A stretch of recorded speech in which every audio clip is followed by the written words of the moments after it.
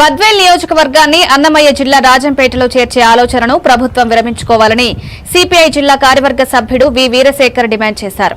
బద్వేల్ ప్రజలకు కడప 60 కిలోమీటర్ల దూరం కాగా రాజంపేట 150 కిలోమీటర్ల దూరంలో ఉంది. ఇది ప్రజలకు తీవ్రమైన ఇబ్బందిగా మారుతుందని తెలిపారు.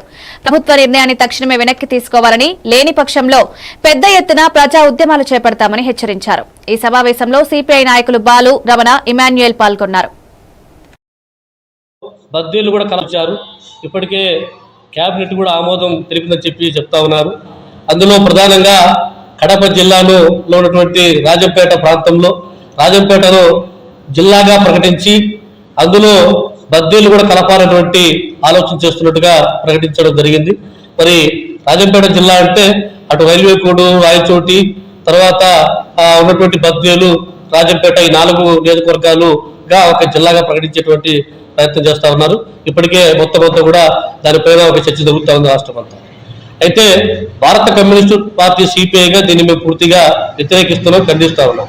ఎందుకంటే ఇప్పటికే మరి కడప జిల్లాకు చాలా అనుగుణంగా మేము ఇప్పటికీ కొనసాగుతా ఉన్నాం. కడప జిల్లాలో దశాబ్దాల తరబడి అనుబంధం ఉన్నటువంటి ప్రాంతం.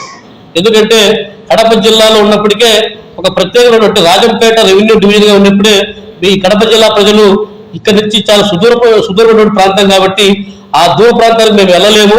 కాబట్టి బద్వేల్ రెవెన్యూ డివిజన్ గా ఏర్పాటు చేయాలని చెప్పేసి భారత కమ్యూనిస్టు పార్టీ అన్ని ప్రజా సంఘాలు, రాజకీయ పార్టీలు పెద్ద ఎత్తున ఉద్యమం చేపడితే మరి బద్వేల్ రెవెన్యూ డివిజన్ గా ఏర్పాటు చేసి ఆర్డీఓ కేంద్రంగా ఉంటూ ఈ రోజు ఆర్డీఓ గారు పరిపాలన కొనసాగిస్తా ఉన్నారు. మరి ఇటువంటి తరుణంలో మళ్ళీ కొత్త జిల్లాల ప్రతిపాదన అంటే గత ప్రభుత్వ వైసీపీ హయాంలో ఏమో రాయచోటి జిల్లా చేశారు. మళ్ళా చంద్రబాబు నాయుడు వచ్చిన తర్వాత జిల్లాలో మార్చేసి రాజంపేట ఒక జిల్లాగా, మదనపల్లి ఒక జిల్లాగా ఏర్పాటు చేస్తామని చెప్పి అంటున్నారు. మరి ఎంతవరకు సహేతున్నటువంటి అంశం ఇది. మరి ఈరోజు బద్వేలు నియోజకవర్గం చూస్తే అటు కడపకు ఎంత ప్రయాణం ఉంది, మరి రాజంపేటకు ఎంత దూరం ప్రయాణం ఉంది. ఈ దూరం కూడా లెక్కిస్తే మరి కడప జిల్లాకు అంటే బద్వేలు నియోజకవర్గానికి కలసపాడు చివరి ప్రాంతం చూసినప్పుడు 120 కిలోమీటర్లు రాజంపేటకు పోసినటువంటి పరిస్థితి. అంటే దగ్గర 200 కిలోమీటర్లు రాజంపేట జిల్లా కేంద్రంగా పోయి అక్కడ ఎక్కడైనా పని చేసుకోవడం సాధ్యమా?